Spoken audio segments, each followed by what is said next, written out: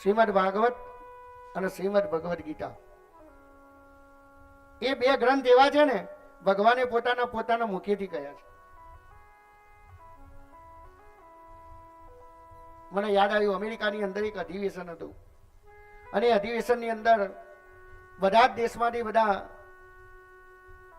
સંતો ગયા હતા પોતાના ધર્મ ગ્રંથો લઈને.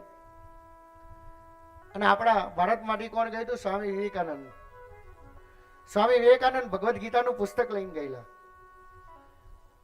અને પહેલા પહોંચ્યા હતા બિફોર ટાઈમ. કાર્યક્રમ શરૂ થવાનો હતો એના અડધો કલાક પહેલા સ્વામી વિવેકાનંદજી ગયા, ગીતાજીને વંદન કર્યા, ત્યાં મૂક્યા અને પછી પધરાઈને બેઠા. એ પછી બીજા દેશનો માણસ આવ્યો, એ ગીતાજી ઉપર એના દેશનું ધર્મનું પુસ્તક મૂક્યું, એ બેઠો. એ પછી ઓસ્ટ્રેલિયાનો આવ્યો, એને ધર્મ પુસ્તક મૂક્યું, એ બેઠો. એમ કરતા કરતા બધા જ દેશોના આવ્યા. હવે પેલા ગીતાજીના ઉપર બીજું પુસ્તક, એના ઉપર બીજું પુસ્તક, એના ઉપર દરેક દેશોના જે ધર્મગુરુ હતા એ એના ઉપર પુસ્તકનો ઢગલો કરતા ગયા. ગીતાજી છેક નીચે ગયા અને પ્રવચન કરવાનું હતું. ત્યારે બધા જ ધર્મગુરુઓ પ્રવચન કરતા હતા.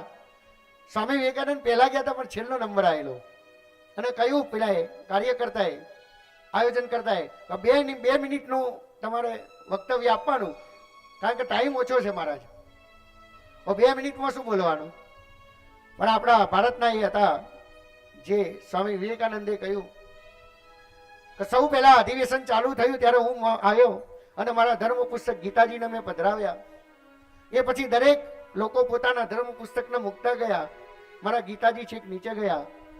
પણ હું તો એટલું જ કહીશ કે કોઈ મકાન બનતું હોય અને મકાનના પાયાની અંદર સારો સિમેન્ટ વાપર્યો હોય, સારી કપચી વાપરી હોય, સારું લોખંડ વાપર્યું હોય અને પાયો મજબૂત હોય તો ઉપર 20-21 માળ નાખો તો ચાલે. એમ આ જેટલા પણ આ ધર્મગુરુએ ધર્મના પ્રચાર કર્યા, એ ધર્મ જે પ્રચાર છે ને, એ પુસ્તકોનો પાયો મારી ગીતા છે. આ ગીતાને ખેંચો ને તો બધા ધર્મ ગ્રંથો નીચે આવે. સ્વામી વિવેકાનંદ કહ્યું છે. એટલે કહે છે કે ગીતાજી એટલે બહુ મહત્વનું છે.